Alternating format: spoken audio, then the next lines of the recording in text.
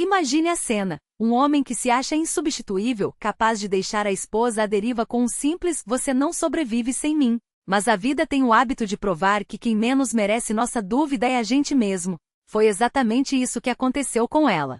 A porta se fecha com um baque seco. O ar na sala fica pesado, carregado daquela tensão que antecede uma tempestade. Ele segura entre os dedos um caderno que não era para seus olhos, páginas e páginas de anotações, sonhos, planos que ela escondeu como quem guarda um tesouro. A voz sai melosa, quase carinhosa, mas os olhos traem. São faíscas de raiva mal disfarçada, o riso contido de quem se sente dono de tudo, até dos pensamentos alheios. Então, meu bem, o que é isso aqui?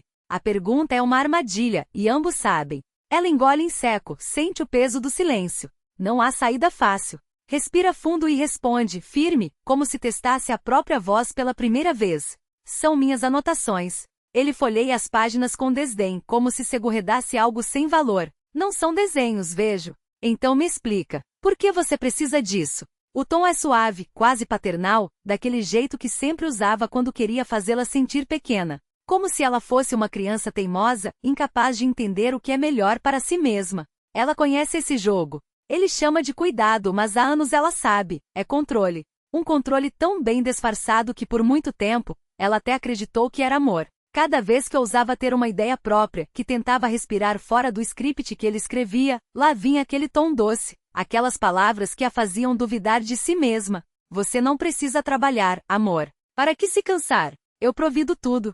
Essa amiga sua, será que é boa influência? Mulher sozinha, quem sabe o que quer? Seu diploma? Ora, hoje em dia isso não vale nada. E ela, como uma boneca bem treinada, obedeceu. Por anos. Cozinhou só o que ele pedia, vestiu só o que ele aprovava, sorriu só quando ele permitia. Até a mãe dele aplaudia, que filho exemplar, tão responsável. Sua nora é que tem sorte. E ela, idiotamente, chegou a acreditar nisso. Até o dia em que algo dentro dela começou a rachar. Quero trabalhar, disse certa tarde, com a coragem que sobrava entre os dedos trêmulos. Trabalhar? Ele riu, como se fosse a piada mais absurda do mundo. Para quê? Nós temos tudo. Você acha que eu quero ver minha mulher exausta, voltando do escritório quando poderia estar me esperando com um jantar quente? A mão no ombro dela era um gesto de posse, não de carinho. Além, onde você ia arrumar emprego aqui? Com esse seu diploma velho e uma cidade minúscula? Ela engoliu a frustração. Engoliu o desejo. Engoliu a si mesma. Até que um dia ele chegou em casa como um furacão. Chutou os sapatos, arremessou a jaqueta no chão, e o som da bagunça foi o estupim. Ela estava na cozinha, tentando dominar uma receita que teimava em não dar certo. Ele apareceu na porta, o rosto retorcido em desdém. O que é isso? Mais uma de suas falhas? A voz cortava. Eu pedi carne com batata. Só isso.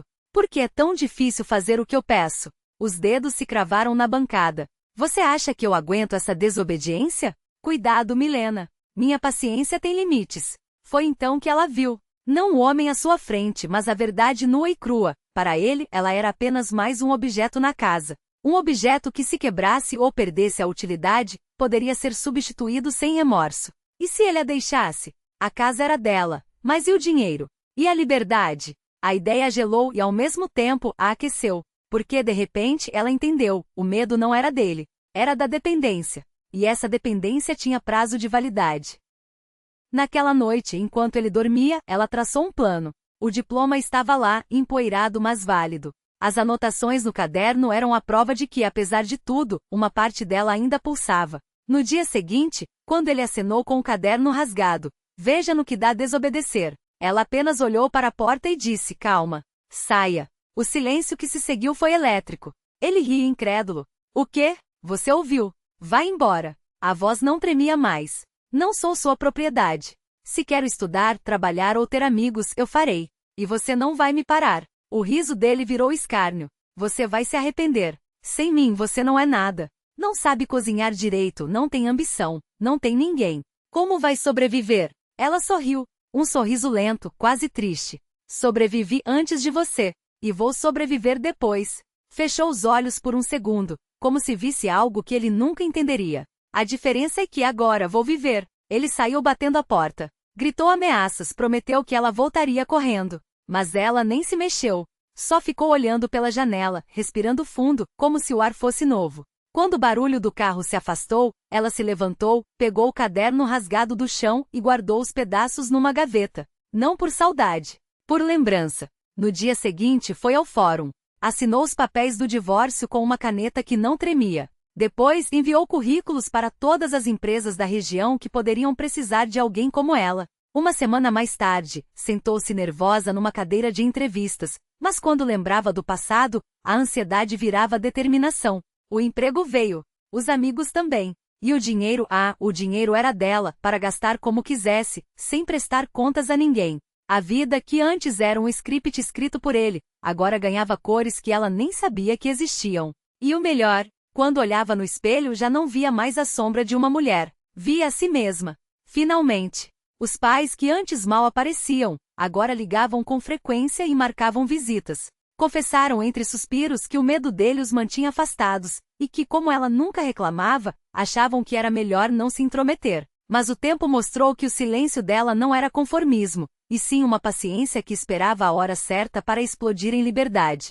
E então, a transformação chegou até as paredes do apartamento. Primeiro, um reparo aqui, um detalhe ali. Depois, a cozinha ganhou novos eletrodomésticos, o sofá foi trocado, as cortinas ganharam vida com cores que ela sempre quis, mas nunca ousou escolher. O dinheiro não deu para tudo de uma vez, mas pouco importava. Cada mudança era um tijolo na construção de um lar que pela primeira vez refletia ela. Não a mulher que ele moldou, não a sombra que se curvava, mas Mila com suas preferências, seus caprichos, suas escolhas. E Mila, Mila. Quem a visse agora não reconheceria a mulher que antes baixava os olhos ao passar por ele na rua. Os cabelos ganharam um corte ousado, a cor mudou, o guarda-roupa se encheu de peças que celebravam seu corpo, não o escondiam. Até a carteira de motorista ela conquistou, como se dissesse ao mundo, não preciso de carona para ir a lugar nenhum. E como se o universo conspirasse a seu favor, um homem entrou em sua vida. Não um salvador, não um dono, um companheiro. Alguém que a ouvia, que ria de suas piadas, que respeitava seus silêncios. Ainda era cedo para rotular, mas havia ali uma quietude promissora, um entendimento que ela nunca imaginou ser possível. Enquanto isso, do outro lado da cidade, ele observava tudo de longe. Esperava, convencido de que mais cedo ou mais tarde, ela perceberia o erro e voltaria arrastando os pés, suplicando por uma segunda chance. A mãe dele, em vão, tentava acalmá-lo. Ela vai entender, filho. Você verá. Mas os meses passavam, e o arrependimento que ele tanto aguardava nunca chegava.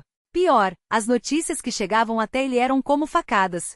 A vizinha que outrora alimentara suas inseguranças com fofoqueiras agora sorria ao contar como Mila florescia, como se tivesse tirado um peso das costas ao se livrar do que não a deixava respirar. Olha só como ela está, é só fazer as escolhas certas na vida, disse a mulher, não sem uma ponta de ironia, enquanto ele cerrava os punhos. Na casa da mãe em Almaty ele se consumia. Sem mim, ela vai se arruinar, repetia, como um mantra.